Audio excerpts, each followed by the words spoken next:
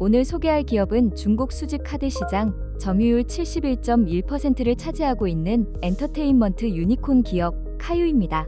2025년 후론 리포트 기준 시장 가치 약 695억 위안으로 세계 유니콘 순위 66위, 중국 내에서는 19위를 기록했죠. 단순한 카드 회사가 아닙니다. 카드에서 굿즈, 문구까지 IP를 입힌 소비재 전반을 기획하는 기업, 그게 바로 카유입니다. 카유의 출발은 2011년 상하이에서 시작됐습니다. 다만 실질적인 사업 성장은 2018년부터인데요. 이때 울트라맨 IP 라이센스를 확보하고 카드 시리즈를 출시하면서 대중적으로 큰 인기를 끌게 됩니다.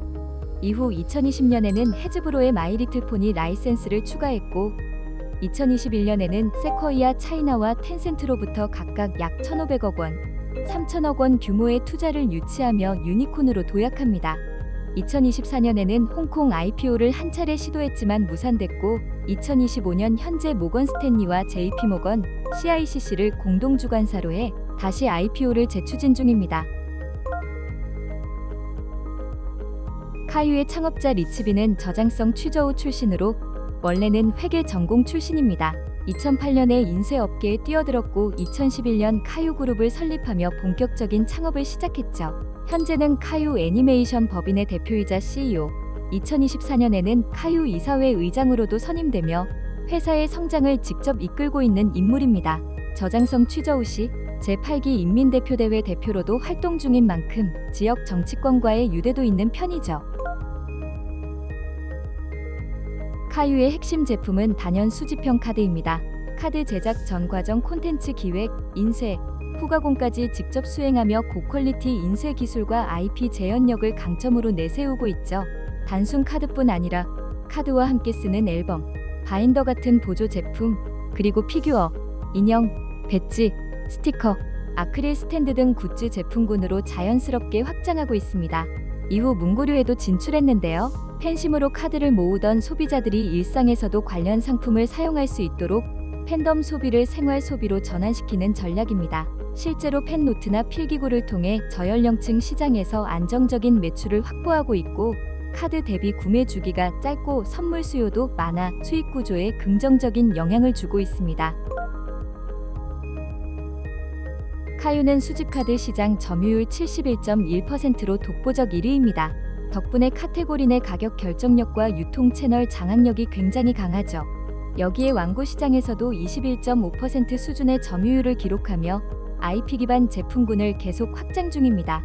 특히 IP를 디자인부터 생산까지 20일 만에 구현할 수 있는 빠른 생산 체계, 그리고 2024년 기준 매출 100억 위안, 순이익 4.46억 위안이라는 실적은 실질 영업력을 입증하는 요소입니다.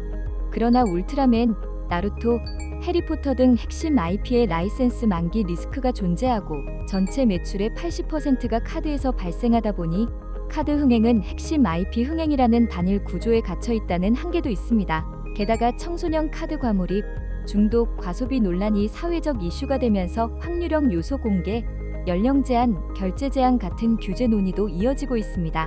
반면 2024년부터는 카드 외에도 굿즈와 문구 비중이 확대되면서 리스크 분산이 어느 정도 가능해졌고 향후 상장 시점에 자체 IP를 육성할 경우 멀티플 방어 전략도 될 수 있습니다.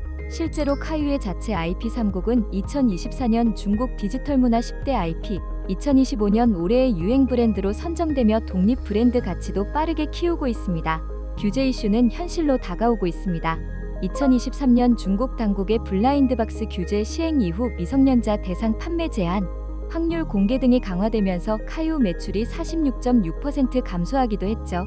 또한 울트라맨 관련 IP 침해 소송 보도도 있었는데요. 이는 단순 벌금 문제가 아니라 판매 중단, 재고 폐기, 라이선스 재협상 등으로 이어져 손익에 큰 영향을 줄 수 있습니다. 무엇보다도 카드와 굿즈는 결국 콘텐츠 기반 유행 산업이다 보니 콘텐츠 선호도가 바뀌거나 학교 주변 등 판매 지역 제한이 시행될 경우 오프라인 매출이 급감할 수 있는 리스크도 존재합니다. 카드에서 시작해 완구, 인형, 문구로 이어지는 카유의 비즈니스 모델은 IP 수익화의 정석을 보여주는 기업이라 할 수 있습니다. 하지만 동시에 IP 라이선스와 정부 규제, 유행에 따른 민감한 매출 구조는 앞으로도 해결해야 할 과제이기도 하죠. 과연 카유는 어떤 방식으로 어른과 아이들의 동심을 사로잡아 다음 단계를 밟아갈 수 있을까요? 앞으로의 행보를 함께 지켜보시죠.